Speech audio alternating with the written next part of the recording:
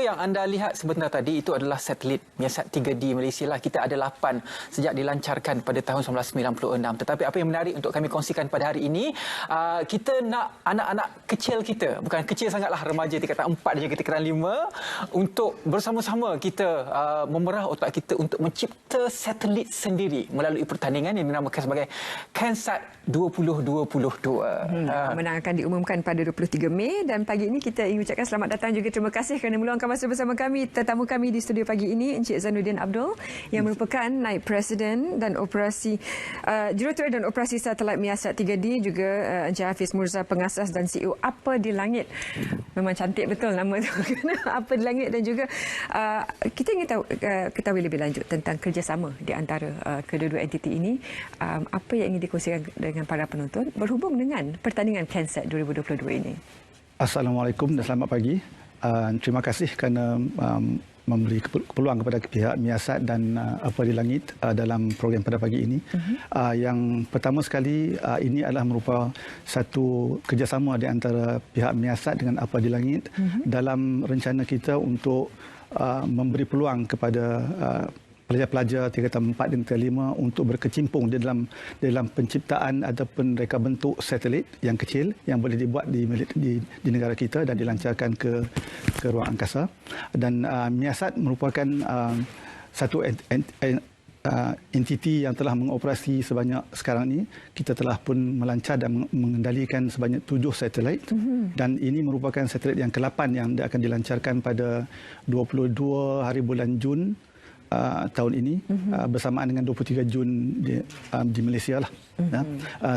Satelit 3D ini merupakan satelit yang tercanggih setakat ini yang kita ada, yang mana ianya menyediakan kapasiti yang kita sebut jalur lebar internet ke lebih kepada 2 juta pengguna di Malaysia, di kawasan yang mana tidak ada liputan selama ini. Dan dengan pelancaran Miasat 3D ini, liputan di kawasan yang terpencil pun kita boleh capai. Itu matlamat kita untuk Miasat 3D, dan gabungan kita dengan Apa di Langit ini adalah untuk supaya dapat kita menarik minat pada pelajar dan generasi muda, yang mana mereka ini adalah sumber peneraju utama in the future dalam teknologi satelit.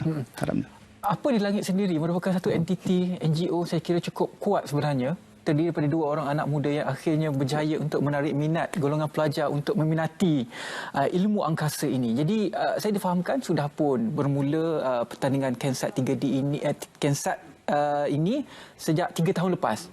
Dan ini kali ketiga dan kali pertama bekerjasama dengan pihak Miasat lah. Jadi macam mana pihak Apa di Langit melihat dari segi orang kata dari segi masa depan ilmu angkasa kita di peringkat Malaysia ini? Bismillahirrahmanirrahim. Terima kasih pertama kepada Wan kerana menjemput kami sekali lagi untuk bersama dengan masyarakat dan pelajar-pelajar kita. Jadi sebenarnya untuk maklumat semua kan, negara kita sebenarnya mempunyai agenda angkasa sendiri. Jadi penting bagi Apa di Langit yang menyediakan talent atau bakat-bakat yang akan menyumbang untuk teknologi angkasa negara.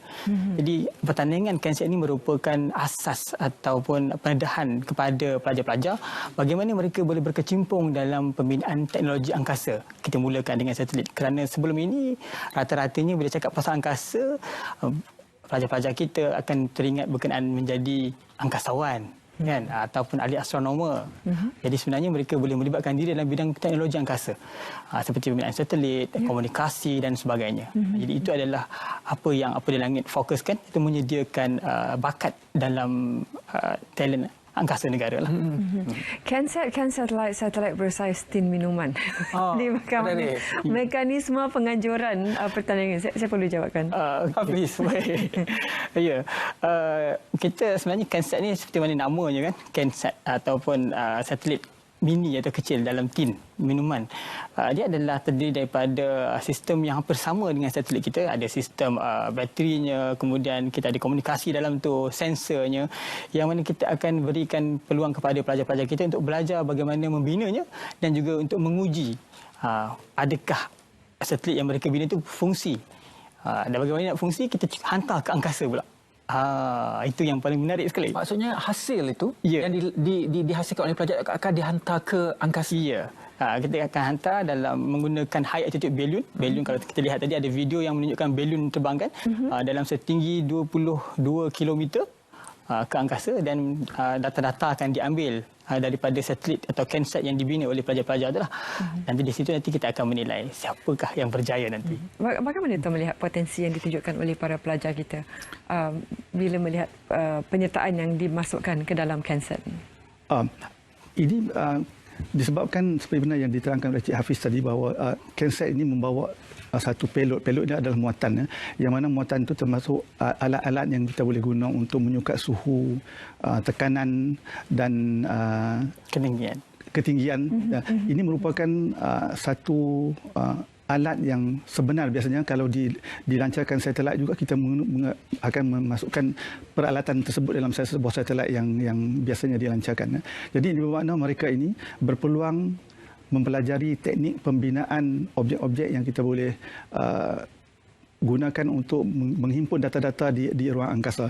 Jadi segala proses dan teknik yang dipelajari dan diimplementasikan dalam program ini boleh digunakan pakai dalam actual environment kelak di masa pekerjaan, di bidang pekerjaan mereka. Ini macam simulation tu ni. Kita saksikan klip khas ini untuk mengetahui lebih lanjut tentang pertandingan CanSat 2022.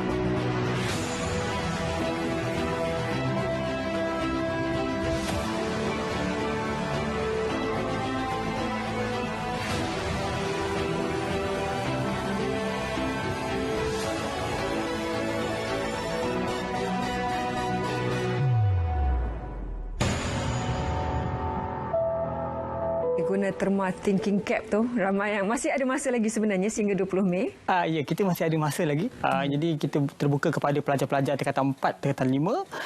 Jadi mereka perlu buat kumpulan, sediakan kumpulan dalam 3 orang dan seorang guru. Seorang guru dan 3 orang pelajar. Jadi mereka boleh mendaftar dan juga menyediakan abstrak.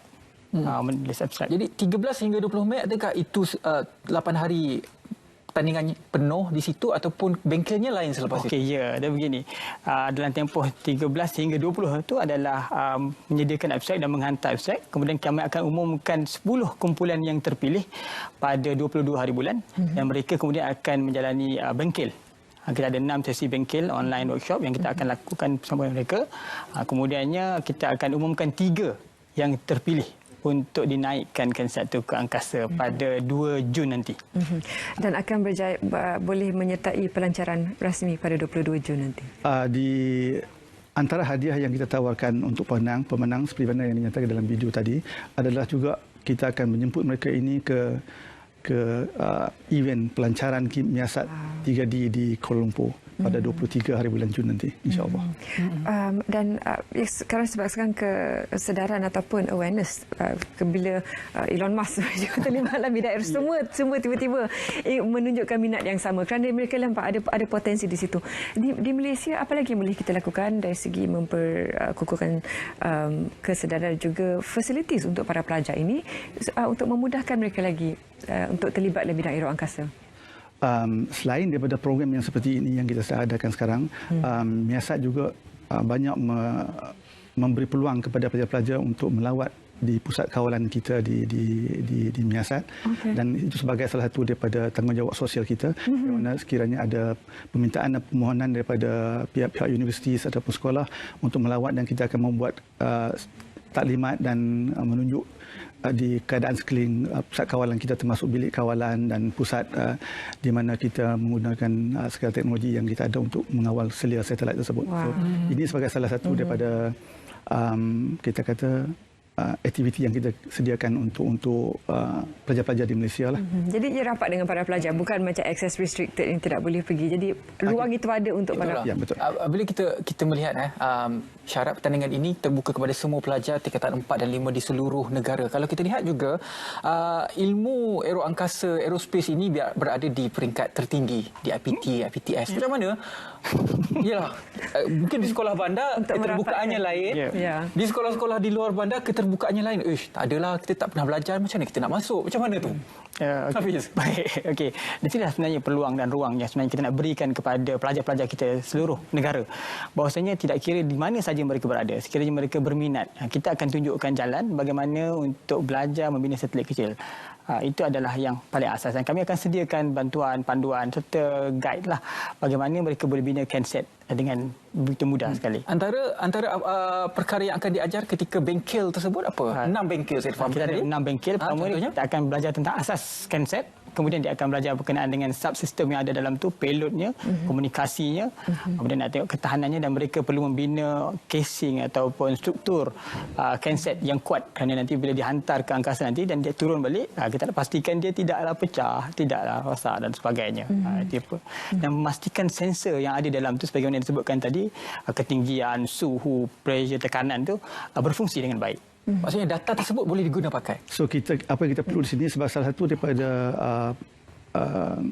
poin kita untuk menentu pemenang adalah kita dapat mengutip balik data-data yang diambil semasa penerbangan satelit tersebut. Dan apabila turun ke bumi, kita akan ambil data-data itu, dan daripada data itulah kita akan menentukan mana satu pemenang dalam program ini.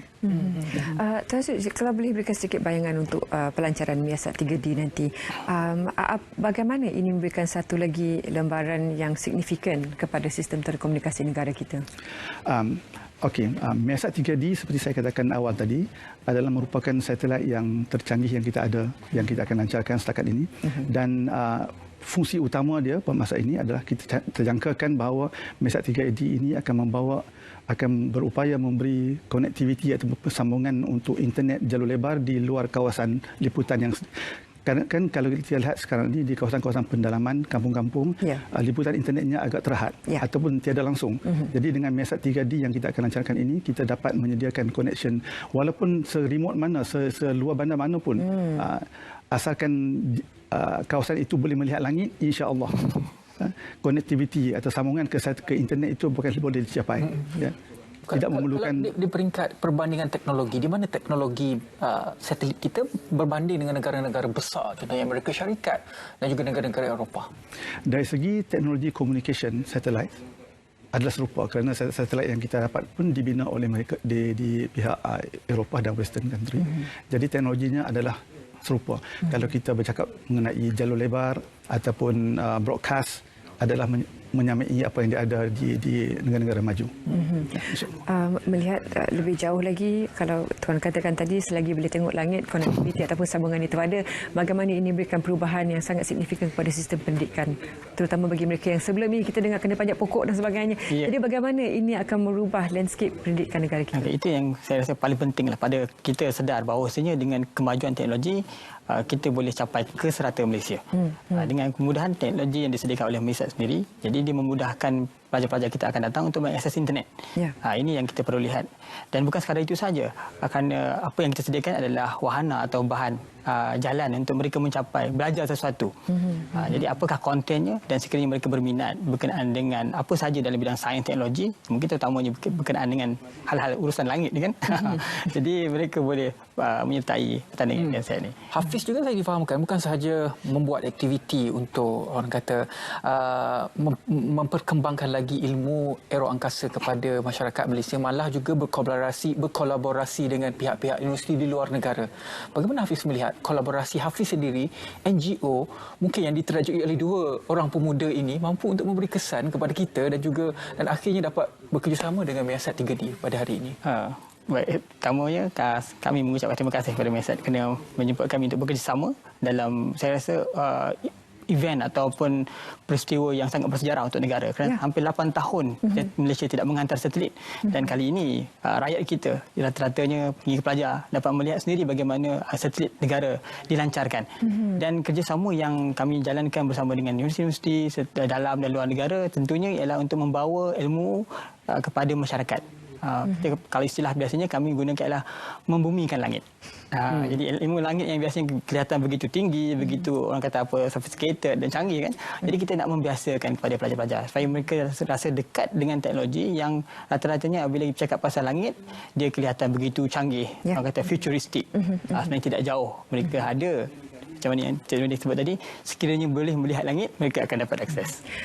Tuan, untuk persiapan mereka yang masih lagi belum menghantar abstrak, barangkali sedikit panduan ataupun tip kepada mereka yang belum lagi hantar dan ingin menjadi salah seorang kontender yang kuat untuk KenSat 2022 ini bagi pihak Miasat, silakan. Yang pertamanya, kita jangan takut untuk mencuba. Itu yang penting. Kalau kita berasa tidak confident dan merasa takut, dan itu akan menyebabkan kita tertinggal ke belakang lah. So dalam program ini samalah.